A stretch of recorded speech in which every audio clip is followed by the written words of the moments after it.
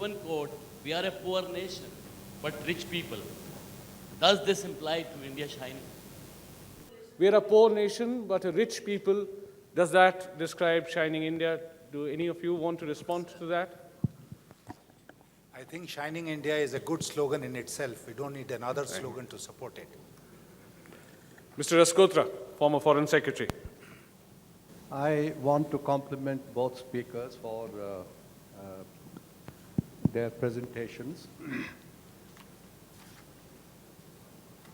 But there are three serious Achilles heels in the Indian situation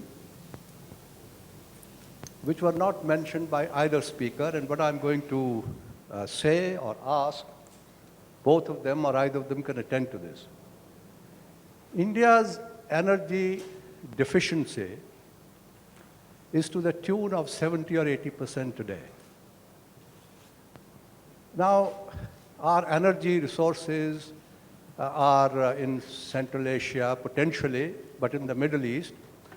Both areas are areas of uncertainty, instability. Now your economy, your soft power, your hard power can be seriously affected unless India rids itself in the next 10, 15, 20 years of this vulnerability. Neither speaker mentioned population growth, runaway population growth.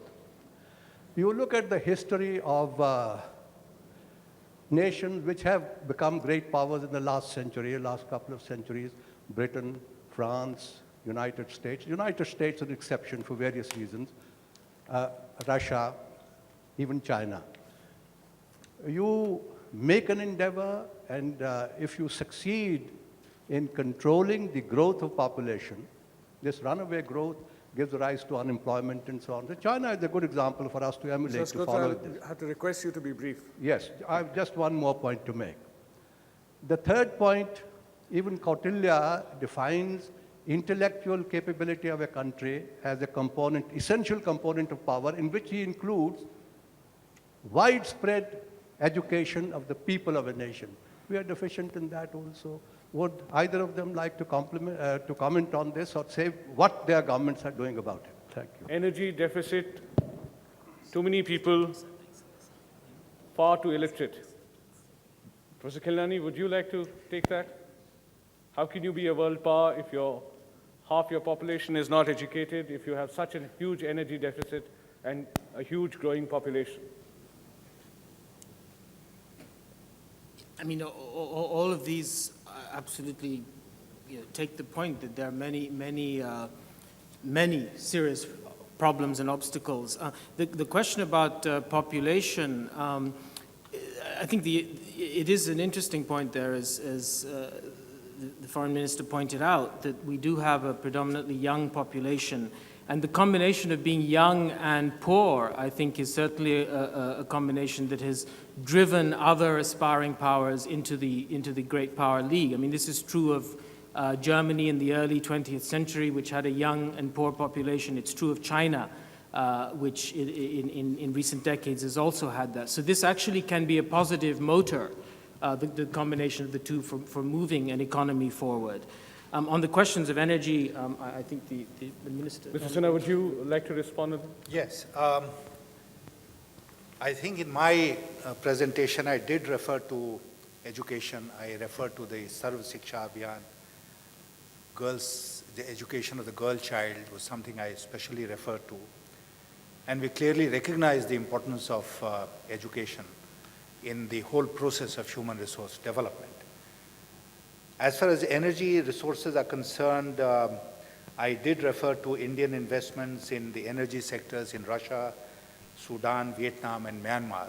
And there are many more areas where Indian firms are now involved in exploration and exploitation of hydrocarbon resources on the basis of what is generally described as oil equity. And that's the way other energy deficient nations have secured their energy self-reliance, and that's the route that we are following. Population, Mr. Rasgotra referred to runaway growth in population. I think all the policy initiatives which have been taken have ensured that we don't have runaway growth in our population, and we gradually bring down the rate of growth of population. But I think we are past that stage when we looked at population as a liability. We are today looking at India's population more as an asset. A trained, skilled population is more of an asset than a liability. So population, let's say, control is essential. We can't allow population to grow in a runaway fashion, but at the same time, we must be able to take advantage through education and imparting the skills of the population that we have. Both our speakers underplayed military power, so I'm very glad that General Malik is there to ask a question, former Chief of the Army Staff. I just want to mention that I believe that hard power and soft power are not competitive, they are complementary. In today's world, more particularly. And the thing I want to say is that we've had soft power for centuries, and yet we were colonized over and over again. That just goes to show that the hard power is absolutely essential to be able to maintain a comprehensive, in fact, I believe in this comprehensive concept of power, which has economy, science and technology, diplomacy, political strength, and military. Military need not be the leading attribute of power. It can be third, fourth, or in that. But what I was quite surprised, Mr. Sunil Khilnani's views, I thought he tended to compartmentalize power. I that pursue power for a few years, ranking or some ranking, and then how can we change tack? Is it possible for us to change tack? Yet, I must say that I appreciated his emphasis that it is not only it's not just the pursuit of power which is necessary, but what is more important, it's not just the harnessing part, but that is extremely important in today's world particularly. Thank you. You need a more comprehensive view of power. Military power still matters. It may not matter that much, but it does matter. Mr. Sinha, would you like to respond? I don't think we disagree with this analysis that you have to have a combination of hard power and soft power in conjunction in order to be able to achieve a major power status. Professor Khilnani? Absolutely. I hope that was clear in my remarks as well. I mean, I certainly see hard and soft power as being complementary, and certainly one needs hard power. There's no question about that. That's precisely what I began by saying.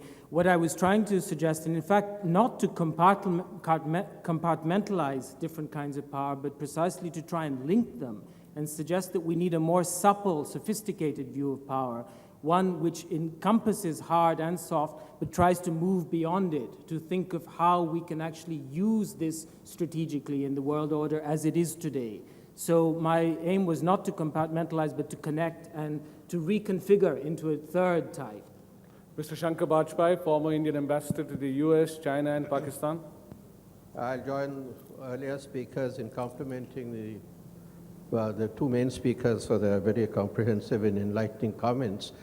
But both of them were seeking to move towards new concepts of power. My question is, do you think that we in India have even understood the traditional concepts of power? Do we know how to use power as it has been known to be in the past? You quoted Hobbes, Professor Khilnani, you will remember his definition was man's present means to future goods.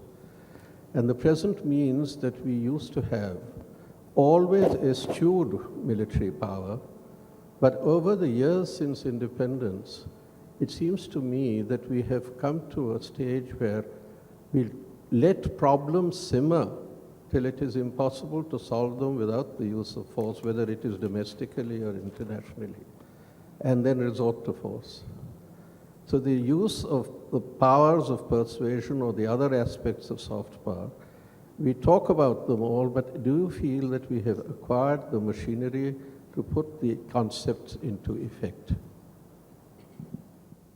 I think we do. There is an understanding of traditional conceptions of power amongst us, certainly, and I think military power has always ideally been a backup to the process of persuasion and dialogue. It's there as a sanction in case it's needed. I wasn't exactly sure of the force of the question. I mean, I think that we've developed our military power, certainly in recent decades, but as I was trying to say, I think that's a necessity given the kind of regional and international neighborhood that we face. But what we haven't done is that we don't see that as a first use or first means of recourse to dealing with dialogue, with conflicts. I think we still see dialogue as being the primary way forward. We have the last question for this session. Mr. Madam. Mattu, if I may, I think since you're positioned that way, I think your power perhaps needs to be distributed. Yes, but I decide whose question I'll take. I'm the moderator. Yes, madam. Well, I do compliment both the speakers. It was excellent speeches they made, and they put focus on the issues which are facing not only India, around the world. But I think what I feel the focus should be on the democratic power of India, because India has come out as the biggest and the most diverse democracy in the world. And in the shadow of the elections which we are having, and the Prime Minister himself mentioned in his speech, and Mr. Yashwant Sinha focused on it, I think we should try to elaborate more on our strength for democracy. And that includes, of course, I do not want the population of India to grow, it should contain. But these young politicians or young voters who are coming up in India, in this coming election, I do not know, 300 million, 250 million would be young voters. So this is our strength and the power we should speak about. Thank you. Either of you like to respond to this? Clearly, the only point which I'd like to make is that we completely agree with this analysis. I think India's democracy has been recognized as India's strength. It's a sign of India's greatness. And as we go into the future, more and more, this will be recognized as the power of India.